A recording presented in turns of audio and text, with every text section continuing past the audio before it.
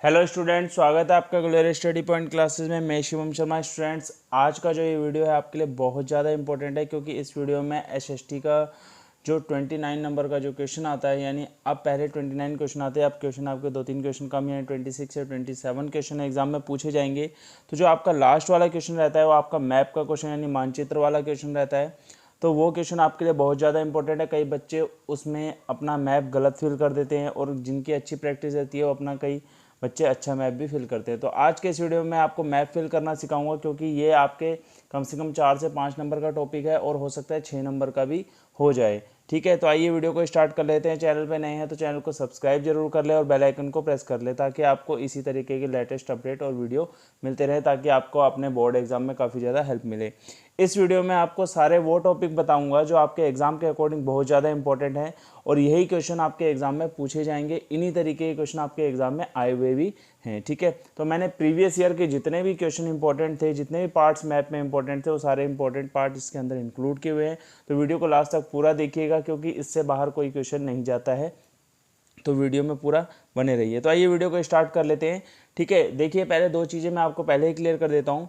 Map जो है paper में दो पार्ट्स में डिवाइड होके आता है। एक आता है, जैसे मान लीजिए कि आपका जो 26 वाला क्वेश्चन आएगा, एक में उसका पार्ट होगा का, ठीक है, यानी जिसको फर्स्ट पार्ट में बोलेंगे आप। ठीक है, उसके दो पार्ट आएंगे, का और खा।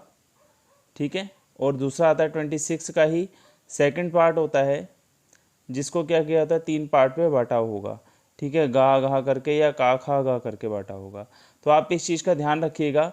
आपको जो है मैप वाला जो क्वेश्चन है उसमें आपको 5 पार्ट मिलते हैं, जिसमें फर्स्ट वाले पार्ट में आपके दो चीज़ें पूछी जाएंगी, एंड सेकंड पार्ट में आपसे 3 या 4 चीज़ें भी पूछ सकता है। ठीक है, वो डिपेंड करता है एग्जामिनर के ऊपर कि आपको किस तरीके की चीज़ें देगा। और इसमें 2 चीज़ें आपकी क्या रहेंगी, देखिए फर्स्ट पार्ट में आपको सिर्फ नाम देगा, जैसे मान लीजिए डांडी यात्रा, यानी जिसे आप डांडी मार्च बोलते हैं। ठीक है, जिसमें आपको डांडी मार्च यानी डांडी यात्रा ऐसे करके कोई नाम दे देगा, या दे देगा आपको चंपारण सत्याग्रह आंदोलन। ठीक है, इस तरीके से आपको दे देगा चंपारण सत्याग्रह, इस तरीके से आपको दे देगा यहाँ पे। ठीक है, तो कुछ तरीके से फर्स्ट वाले पार्ट में आपको कुछ इस तरीके से दे देता है। ठीक है, या बोल देगा पहला जूट प्लांट कहाँ लगा, या कुछ ऐसे करके कोई भी क्वेश्चन आपको दे सकता है। ठीक है, बट सेकंड पार्ट में जो भी आपको चीज़ें ये देंगे, उसके लिए आपको कुछ ना कुछ सिंबल दिए जाएंगे। कुछ ट्राइंगल शेप्स के दे सकता है, सर्कल दे के उसके बीच में क्रॉस का साइन दे सकता है, एक आपको रेक्टेंगल या स्क्वायर बना के उसके बीच में आपको ऐसा साइन दे सकता है, या आपको बिल्कुल डार्क सर्कल दे सकते हैं। ठीक है, किसी भी तरीके का मतलब कुछ ना कुछ आपको साइन देगा, और कहेगा इस चीज़ को जिस जगह पे लोकेट है उस जगह पे सिंबल के थ्रू आपको क्या करना है, उसे डिनोट करके दिखाना है, जैसा कि मैं आपको पेपर में समझाऊंगा। ठीक है, जैसा कि मैप में आपको समझाऊंगा उसी तरीके से आप मैप को फिल करेंगे। तो ये 2 चीज़ें आपको बताना बहुत ज़्यादा ज़रूरी था। जहाँ पे आपको ये सिंबल देगा, यानी आपको वहाँ पे ये सिंबल बनाने हैं। जहाँ पे आपको विदाउट सिंबल के बोलेगा, आपको उस जगह पे उस प्लेस को फिल कर देना है, जैसा कि मैं आपको समझा रहा हूँ। तो आइए वीडियो को स्टार्ट कर लेते हैं। वीडियो बहुत ज़्यादा इंपॉर्टेंट होने वाला है, तो पूरा देखिए, आराम से देखिए, एक एक चीज़ में आपके सारे डाउट्स क्लियर कर दूंगा। ठीक है, अगर वीडियो में फिर भी आपको कोई डाउट लगता है तो फिर भी मुझे आप बता सकते हैं। देखिए आप यहाँ पे देखिए, यहाँ पे मैंने इनके लिए कुछ ना कुछ सिंबल यूज़ किए हुए हैं, जैसा कि एग्जामिनर एग्ज़ाम में देता है। ठीक है, इस तरीके के। अब ये चीज़ें आपने कैसे फिल करनी है वो भी मैं आपको बता दूंगा। ठीक है, तो चलिए आई वीडियो को स्टार्ट करें। सबसे पहले आपसे क्वेश्चन क्या पूछेगा, भाखड़ा नांगल बांध। ठीक है, यहाँ पे आपसे क्वेश्चन पूछेगा भाखड़ा नांगल बांध, ये आपको प्रश्न दिया हुआ है, और ऊपर आपको स्टेटमेंट स्थान पे क्या है आपका लोकेट करेगा, यानी स्थित है। इसकी स्थिति को मानचित्र में क्या करिए, भरिए। इसकी स्थिति को आपने क्या करना है, मानचित्र में भरना है। जिम कॉर्बेट नेशनल पार्क कहाँ स्थित है, ऐसा आपको ऑप्शन में देगा, जिम कॉर्बेट नेशनल पार्क। ठीक है, ऐसे करके दे देगा, और बोलेगा इसकी मानचित्र में स्थिति क्या होगी, आपको उसको दिखाना है। ठीक है, उसके लिए कुछ सिंबल आपको दे देगा, उस सिंबल के थ्रू आप दिखा देंगे। जैसे आपको पता है जिम कॉर्बेट नेशनल पार्क आपका उत्तराखंड में है, नैनीताल डिस्ट्रिक्ट के अंदर आता है। भाखड़ा नांगल बांध जो है आपका पंजाब में है।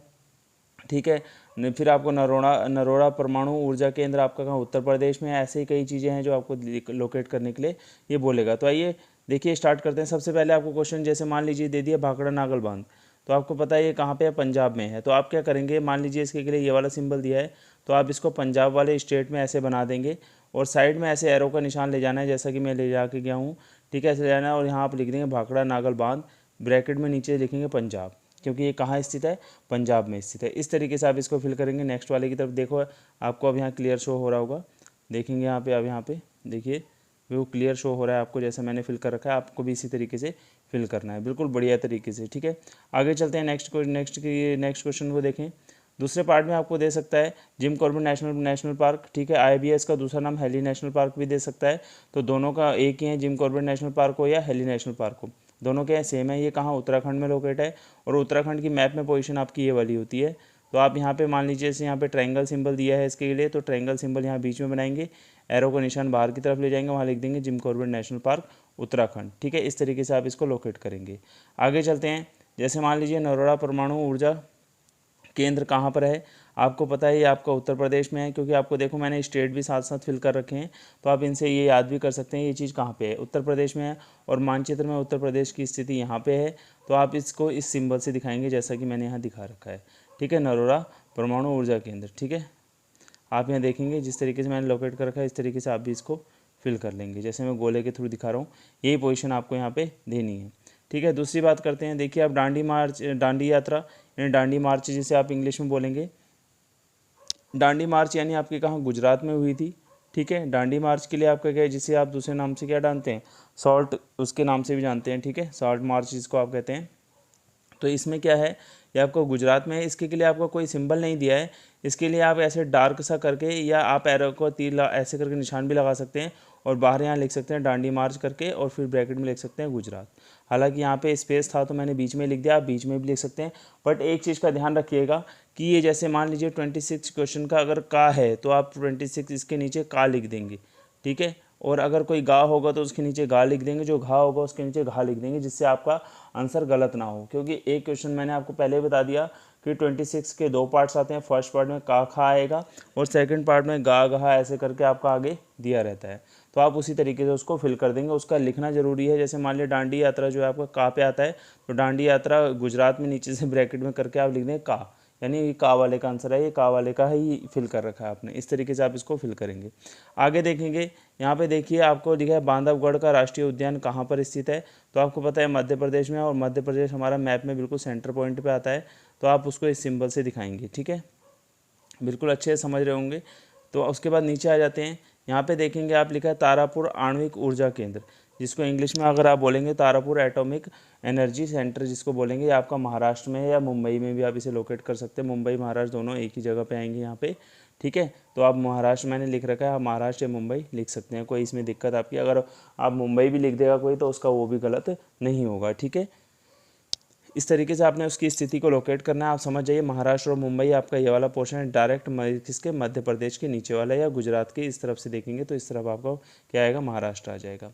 ठीक है, महाराष्ट्र के सामने ही सीधे आप चलेंगे, क्या आएगा आपका, छत्तीसगढ़ आ जाएगा, बिल्कुल आगे की तरफ। यहाँ पे छत्तीसगढ़ में आपका जो है भिलाई इस्पात कारखाना है, जिसको आप इस सिंबल से आप दिखाएंगे।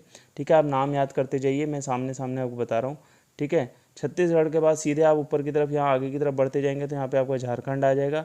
झारखंड आपका किस लिए प्रसिद्ध है ये भी मैं आपको बताया था, 1912 में जो है आपका भारत का पहला लौह इस्पात केंद्र जो लगा था, वो आपका कहाँ लगा था, झारखंड में लगा था। ठीक है, मैं आपको दिखाता हूँ यहाँ पे, यहाँ देखेंगे आप, ये झारखंड में जो है आपका क्या लगा था, भारत का सबसे पहला लौह इस्पात केंद्र यहाँ पे लगाया गया था। क्लियर हो गया इतना। झारखंड के जस्ट नीचे की तरफ आएंगे तो यहाँ पे आपका एक वेस्ट बंगाल, जिसको आप पश्चिम बंगाल बोलते हैं, यहाँ पे देश की पहली क्या लगी थी, जूट मिल लगी थी। ठीक है, यहाँ पे आपके देश की क्या लगी, सबसे पहली जूट मिल लगी थी। क्लियर है, इतना क्लियर हो गया होगा आशा करता हूँ।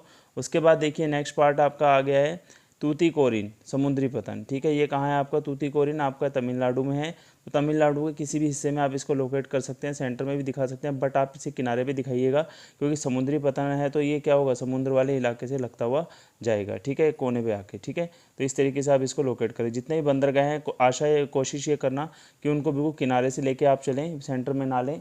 हालांकि सेंटर में भी ले लेंगे कोई दिक्कत नहीं, क्योंकि आपको एग्जैक्ट पोजीशन नहीं दिखानी है, आपको बता देना है कि इस जगह पे लोकेट है। ठीक है, तो इस चीज़ का ध्यान रखना है, इनके पार्ट जरूर लिखना। मैंने यहाँ पे पार्ट का खा गा नहीं लिखा है, मैं आपको सिर्फ समझा रहा हूँ कि आपने इस तरीके से करना है, पर आशा करता हूँ आपको अच्छे से समझ आ रहा होगा। ठीक है, तो ये था एक मैप का पार्ट जिसको मैंने आपको अच्छे से क्लियर कर दिया। अगर किसी बच्चे को कोई डाउट हो तो कमेंट करके ज़रूर बताएगा। ठीक है, ताकि मैं उसके सारे डाउट क्लियर कर सकूं। अब दूसरी तरफ आ जाते हैं। देखिए जितने भी टॉपिक मैंने आपको बताए हैं आपके एग्जाम के अकॉर्डिंग बहुत ही ज़्यादा इंपॉर्टेंट हैं, ठीक है। मैंने बहुत अच्छे तरीके से फिल किया है जिससे आपको आसानी से समझ आए। 2 पार्ट्स में मैंने इसे मैं चाहता था एक मैप में फिल कर देता, पर उसमें गचड़ बचड़ ज़्यादा हो जाती है, तो इसलिए मैंने 2 मैप का सहारा लेकर आपको समझाने की कोशिश की। अब आप देखेंगे जलियांवाला बाग हत्याकांड बहुत ज़्यादा पूछा जाता है। ठीक है, जलियांवाला बाग हत्याकांड आपका कहाँ, अमृतसर में हुआ था, और अमृतसर आपका कहाँ है, पंजाब में है। और पंजाब की स्थिति आप यहाँ देखेंगे, ये जम्मू कश्मीर इधर वाले इलाके के जस्ट नीचे आ जाएगी आपकी। ठीक है, पंजाब आपका कहाँ पे है, यहाँ पे है। ठीक है, थोड़ा सा दोबारा से दिखाता हूँ।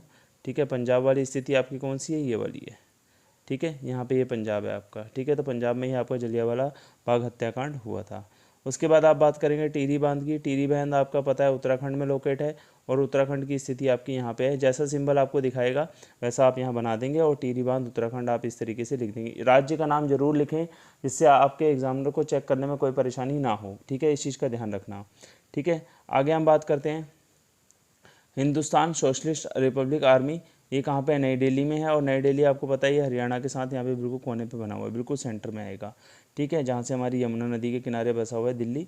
ठीक है, तो आप यहाँ पे दिल्ली को बिल्कुल सेंटर पे, ये पॉइंट मैंने जहाँ दिखा दी, यहाँ पे लोकेट करेंगे, और यहाँ लिख दें हिंदू सोशलिस्ट रिपब्लिक आर्मी, यहाँ पे आपकी। इतना क्लियर हो गया।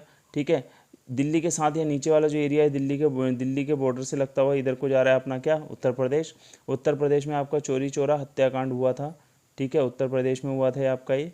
ठीक है, तो यूपी सबसे बड़ा क्या है आपका पॉपुलेशन में, ये क्या है, राज्य है। ठीक है, उत्तर प्रदेश। ठीक है, इसकी पॉपुलेशन लगभग 20 करोड़ से भी ज़्यादा ही है अगर आप देखेंगे तो। ठीक है, आगे देखें यहाँ पे और एरिया वाइज आपका सबसे बड़ा राज्य जो है राजस्थान है, इस चीज़ को आप ध्यान रखना।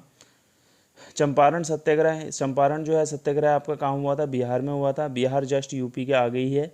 ठीक है, बिहार के जस्ट यूपी के आगे नहीं, उत्तर प्रदेश के जस्ट आगे ही आपका क्या है, बिहार है। बिहार के जस्ट नीचे आप देखेंगे झारखंड है। ठीक है, झारखंड में क्या है आपको बता देता हूँ, झरिया कोयला। ठीक है, झरिया कोयला खाद्यान्न जो है आपकी कहाँ, झारखंड में स्थित है। इस चीज़ को आप ध्यान रखना। देखो सारे टॉपिक एक दूसरे रिलेटेड हैं। उत्तराखंड के जस्ट नीचे आएंगे आपका क्या, उत्तर प्रदेश आएगा। उत्तर प्रदेश से थोड़ा सा आगे बढ़ेंगे आपका बिहार आ जाएगा। बिहार के जस्ट नीचे आपका झारखंड है।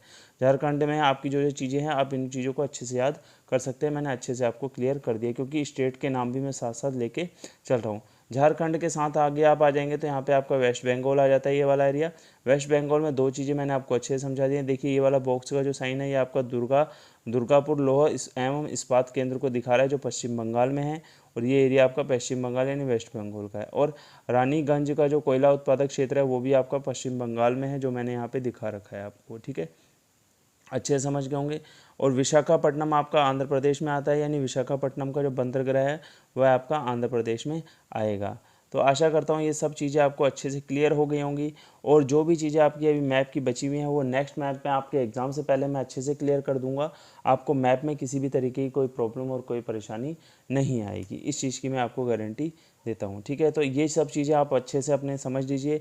आपके जो बोर्ड एग्ज़ाम स्टार्ट होने वाले हैं उसमें आपको काफ़ी ज़्यादा हेल्प मिलेगी। तो मिलते हैं नेक्स्ट अपडेट के साथ, न्यू मैप के साथ, जिसमें मैं आपको जो बची हुई चीज़ें हैं वो सारी क्लियर करा दूंगा आपका, ताकि एग्ज़ाम का कोई टॉपिक नहीं छूटेगा। मिलते हैं नेक्स्ट वीडियो के साथ। Thank you.